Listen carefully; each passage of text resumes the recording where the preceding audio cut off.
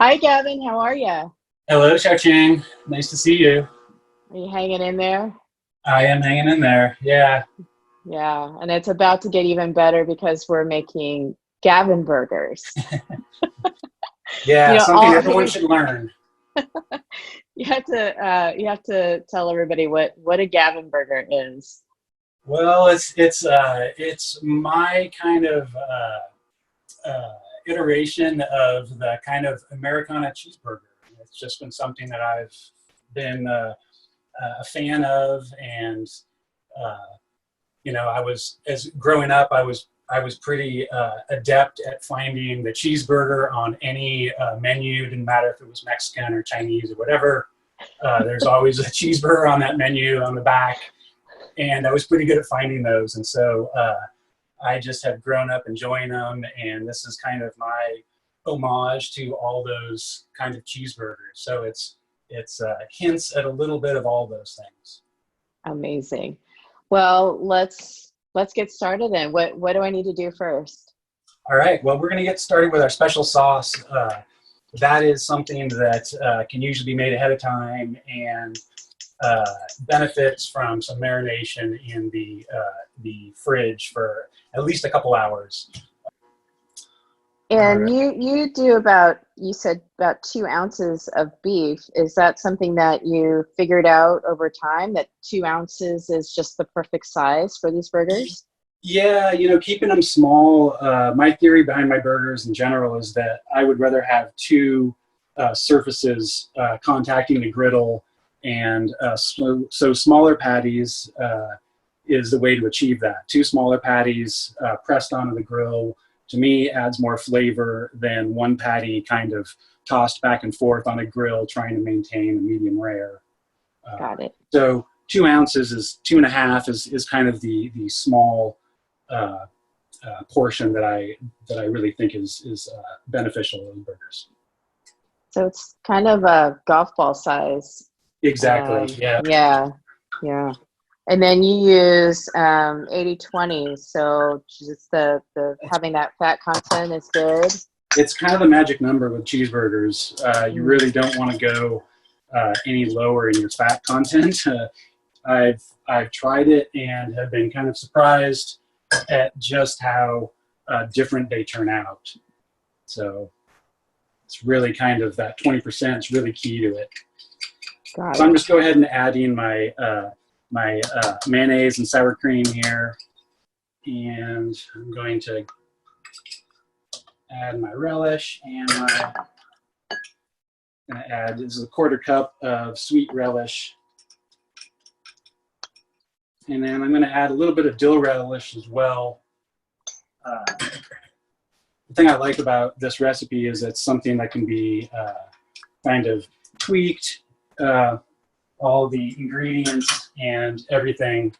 Uh, you can adjust these to whatever people really prefer. It's kind of a regional preference. So I'm going to add some ketchup in mine as well here. Now, do you have a preference on type of ketchup? There's only one type of ketchup. Heinz, I take it? That is true, yes. I prefer to call them tomato jams.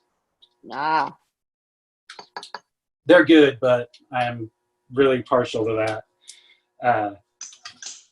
I'm not really that brand specific except for ketchup and my American cheese. and that's okay. Yeah. So we have ketchup, and then what are I'm going some to other add ingredients in?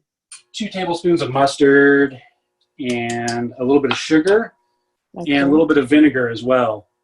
I'm going to stir that all around, get it nice and mixed up. And then the last thing, there's a little pinch of salt you're going to want to throw in here just to kind of open up some of those ingredients. Okay. And really my special ingredient is just cayenne. And I usually Nice. add just a little bit of maybe 1/8 to 1/4 teaspoon of that to give it a little bit of spice. I use this recipe because it has basically every special sauce ever in the ingredient. So how long did it take you to come up with this particular concoction? I would say a couple years of just kind of trying, a burger a week kind of thing, and making up little special sauces. And this is roughly based off the McDonald's special sauce that you can find on the internet.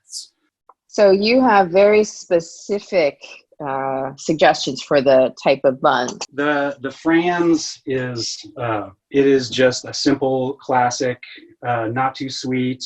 It just is a really good local bun. So what do I need to do? We are going to, is your grill hot? Your griddle hot yet? Well, we're going to turn that guy on to like a medium high heat right now. I use just a little bit of butter to add a little bit of crisp to the buns. I don't want too much, but I want just a little bit on there. So I'm going to go ahead and put these guys on real quick.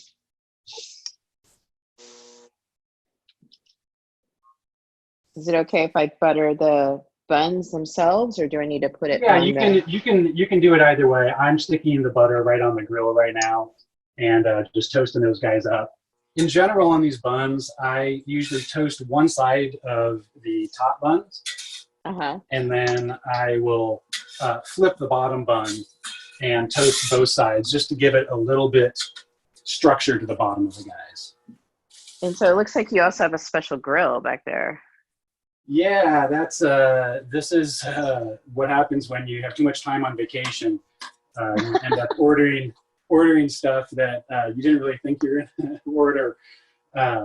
Yeah, I was tired of doing little smash burgers in a cast iron for just one or two people, and so I got the smallest 110 volt commercial grill I could get, and had it ordered to my house. So only about a 20 by 24 inch grill surface, but it does about 8 burgers at a time. So 8 burgers at a time. Nice. Yeah, I can feed quite a crowd. So I'm going to go back after I've toasted these buns, and now because the cooking process of the burgers takes no time at all, basically, I'm going to go ahead and prep these guys and get them ready to accept the burgers. So how are you doing over there? I'm good. I am toasted. All right. So I usually give about a solid tablespoon of the special sauce on the base. I'm going to add some other ingredients to this, but I think the base of the special sauce is really what kind of makes these burgers exciting. Okay. So about a tablespoon on the base. Spread that around a little bit. Got it. And then I'm going to get about a tablespoon or more of fresh chopped onions. And then I'm going to add some pickles, dill pickles. All right. I've got pickles, special sauce, onions, pickles. All right. I'm going to sing a song too. Yeah. So I give a little swirl of mustard and ketchup on it. And it's only, not that we haven't already put both of these ingredients in our special sauce. It's just that every once in a while in this burger, when you're eating it, those singular flavors are going to jump through, and that's kind of the nostalgia factor. So now I'm going to get a little spacing between the burger and the ingredients, and I'm going to get a little bit of chopped lettuce, probably about a quarter cup. And I'm just going to put that right on top. I do a pretty fine chop on my lettuce. One of my pet peeves of kind of a classic burger is what I call the shingle of lettuce that separates all the good flavors that hit that lettuce and then slide off the burger and on, somewhere else, and really don't allow the burger to, have those juices soak into the bottom and really make something special. So that totally makes sense. Yeah, chopped lettuce. It's really exactly. Key. Yeah, I like that. So this is the fun part. This is something that is going to take a little bit of skill if you've never done it. And dropping the ball on a very hot plate. And I use a little bit of parchment paper in between the spatula that I'm going to smash it with and the meat, just so it won't pull up and get attached to the spatula. So I'm going to do one of these things.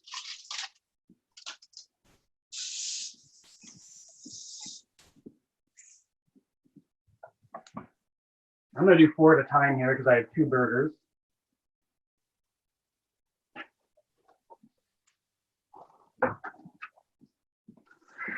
So it's a double burger then.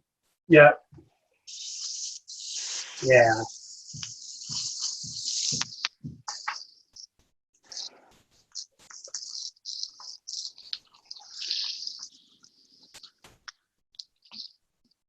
You can smash right away. As soon as you drop those things on there, you can start pressing them down, and you'll see, you'll be able to press them about the size of the burger that you expect.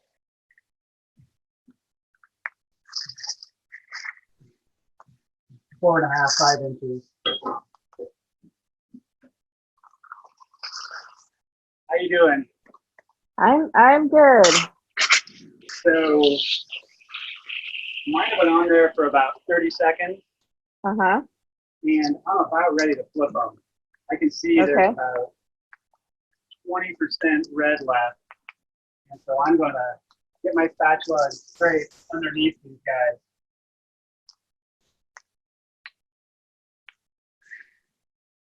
And how high is your griddle? Probably around 400 degrees.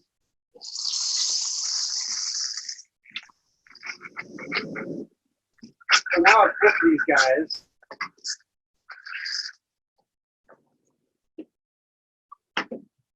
I'm going to pull out my 4 slices of cheese.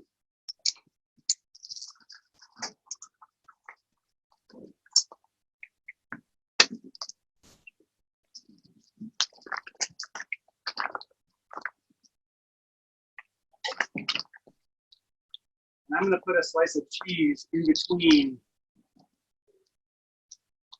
each layer of meat. So 2 slices, 2 patties. I am going to wrap mine in paper.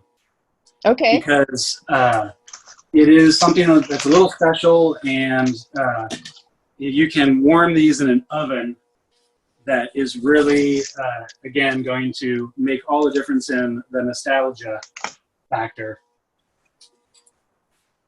So you'll wrap them, warm them to melt the cheese? Is that the deal? Yeah, I put them in about a 200-degree oven for about 3 to 4 minutes. And that perfectly melts the cheese, and I'm kind of going for cheese on the wrapper. Okay. So if you don't have cheese on the wrapper, you might not have put them in there long enough.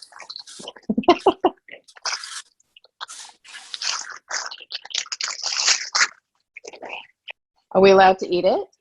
Absolutely.